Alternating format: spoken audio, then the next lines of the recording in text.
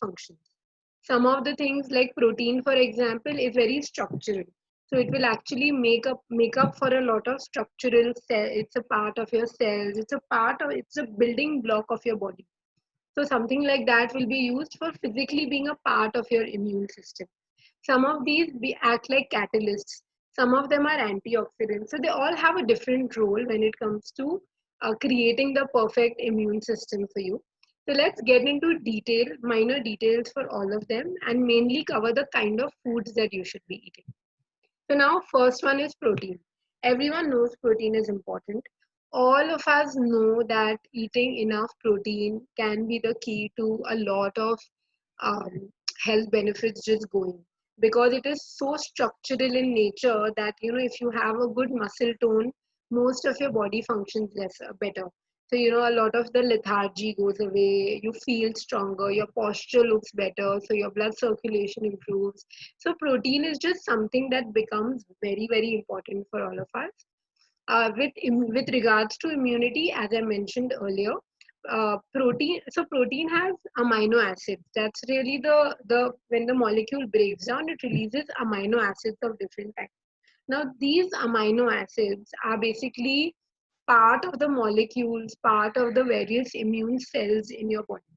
So what we want to do is we want to not overdo on the protein. We don't want to put any extra pressure, because protein is also difficult to digest. What you want to do is you want to eat adequate amount of protein.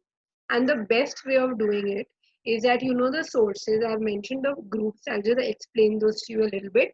But what you want to do is you want to make sure that you're eating a little bit of protein in each and every meal.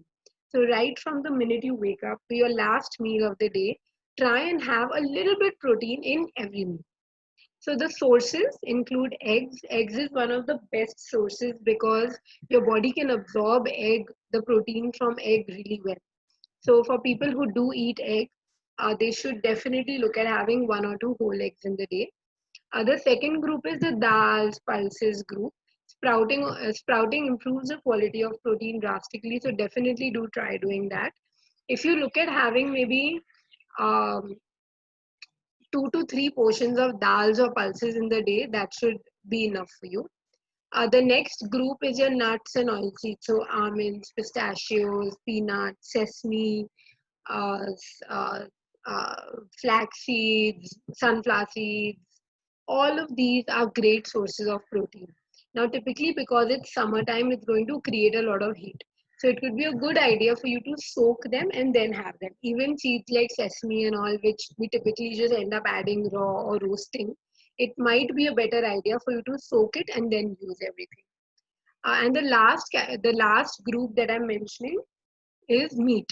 For people who eat meat, most of the meat that you eat will be great options, but just avoid red meat. So look at lean options. Seafood is also okay. I personally tell most of my clients that if they're eating meat, they should look at fish as a better option. Fish is something that your body can digest better than as compared to other meats. So try and have fish maybe 2 to 3 times a week. uh, Fish brings us to the next nutrient, which is omega-3 fatty acids. Omega-3 is basically, your blood is viscous, right? So your blood has some amount of thickness to it. Omega-3 maintains the viscosity or the thickness of your blood. And if the blood viscosity is maintained, all the supply of nutrients to every cell in your body is going to be done correctly.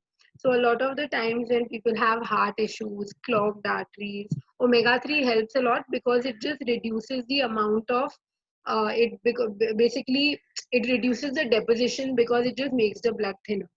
So what you can do is, for people who eat fish, have mackerel. Mackerel is a very good source of omega-3. Have it maybe thrice a week, a palm-sized piece. And otherwise, you can have seeds. And in seeds, what I really personally feel, and I know most of you would know about it, is flaxseed. So what you should do is have about 2 tablespoons of ground flaxseed. Don't roast it, don't cook it, just ground flaxseed. What I do is I add it to my smoothie. So a smoothie also gets a good thick texture with it. And when it's ground, it actually, the absorption of the fats becomes better. And for people who are vegan or vegetarian, I know that omega-3 is something that becomes difficult for us to get. So you can look at a supplement. You get a vegan algae-based supplement. So look at one which has DHA of 400 to 500 mg. But you should only do it after speaking to a nutritionist or a doctor, because people who are already on blood thinners or on some other medicines may not be able to take omega-3 supplementation. The next nutrient is vitamin C. Can anyone tell me which is the best source of vitamin C from the four images that I've shared?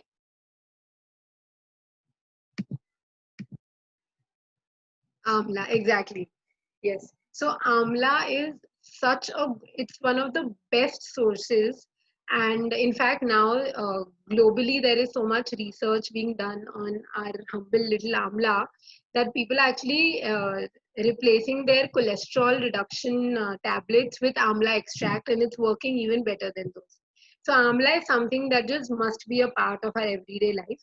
If like, I know it's summer, so amla is not really available at the moment, it's not in season. So what you can do is get a powder.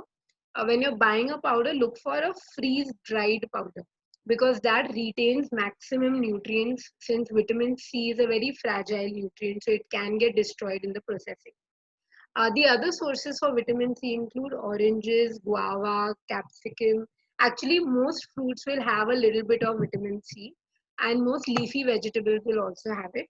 The reason why vitamin C becomes most important when it comes to vitamins for immunity is because it literally, there is an entire mechanism in your body which tries to block the process, block the activation of the virus in your body cells. And vitamin C does that. Vitamin C is actually something that can reduce the growth of the virus inside your body. And and there are, like, I read a study recently that talks about, there were some people who were given a supplement of 500 to 800 mg of vitamin C, and some were not given. Although they both got cold and cough with the same frequency, but what happened is the ones who were taking vitamin C, their severity was drastically reduced. The duration of the cold and cough was also reduced. So if we do get the virus, what happens is that vitamin C is something that can actually reduce the symptoms. So you can be one of the lucky ones who goes asymptomatic or with very simple symptoms. Now, the next nutrient we want to talk about is vitamin A. Vitamin A is so essential because so for people who are looking at anti-aging, who are looking at good skin, vitamin A is very important. Most of your beauty products will have a molecule called retinol, which is vitamin A. And from immunity perspective, there is something known as CD4 cells, the T4 cells, which are your soldiers to fight any virus. They are literally the ones who go on the battlefield and fight with the virus cells and kill them.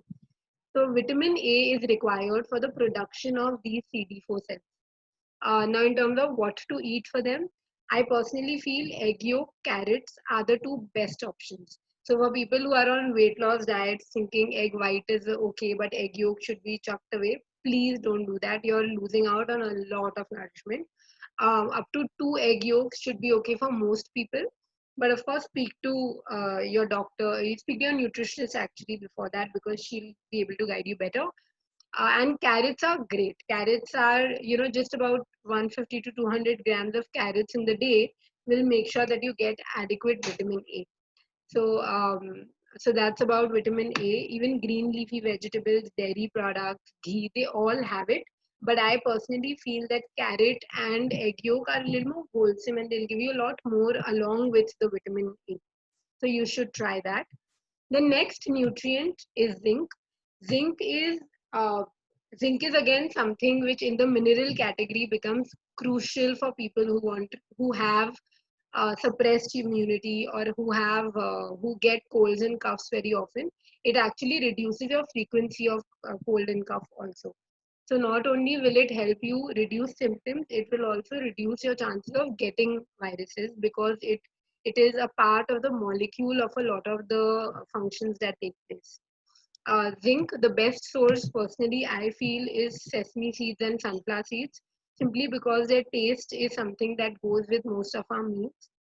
Sesame seeds should be soaked. So what happens is most of these seeds have something known as phytic acid, which will bind the mineral. So even if you have it, your body may not actually be able to extract the zinc out of the food and consume it. So sorry, yeah. So zinc becomes very important. About 2 to 3 tablespoons of seeds. Plus, you can have the chana family in pulses. They're all great. Selenium is another very important nutrient. You can look at having it through egg yolk. I feel egg yolk is a great food. Ram til or Niger seeds is another good source. We can look at all of this. Vitamin D is important for people who have deficiencies or constantly get low vitamin D levels. You can take a supplement, or if you have a deficiency, then speak to your doctor or nutritionist and get a proper dosage. Vitamin E is an antioxidant, so it's going to reduce the internal stress in your body. Almond, egg yolk, and pistachio are one of my favorite sources for vitamin E. Vitamin B complex, there's a lot spoken about it. It's basically just a group of vitamins that will help in most of the functions in your body. So, what you want to do is if you're having whole grains, then most of you will end up getting vitamin B complex, and we don't really need to think of supplementation or specialized food for vitamin B complex. So I think you can just look at having whole grains. So you can look at pulses, you can look at bajra. Any millet is great. Quinoa is great. Oats are great. Any of these whole grains would be a very very good source of B complex. These are the foods. Now what happens is I give you all these vitamins, but it's difficult for you to really understand what to add. So just take a picture or a screenshot of this one slide so that you have a list of foods that you need to consume on an everyday basis. Most of these are foods that will either give you immune boost, boost your immunity, or fight the virus if your body does get it. So they are great sources, and I think I've covered most food groups in this. So you should be able to also, kind of divide them through the day and have it. Uh, yeah, so this is, I think, most of the nutrients that I've spoken about will really help you with boosting immunity in the long run. Don't be greedy, don't expect instant results. Think of it like a long term strategy. Think of it like 3 months, 6 months, 1 year down the line. Am I still immune? Am I still getting cold and cough every week or every month? You need to reduce your frequency. And when you see that your frequency is reduced, or your stomach is healthier, or you're not getting fevers as often, that means that your body is a lot more immune. I've spoken about all of this, but this is very, it's very, like, it's just one small page of the entire book called Your Body.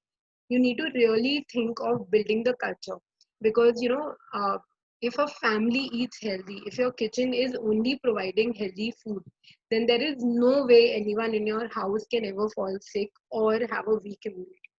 So what I tell all my clients is that, and I tell everyone who asks me questions around immunity, is that use this time at home on building the culture of health. Make health your priority as a family. And if you're someone who, if you work with a team, make sure your team is healthier. If you're someone who's a business owner, make sure that your employees are healthy. But speaking about health and making this the center of our priorities is very, very crucial right now, because I think this is just one virus, but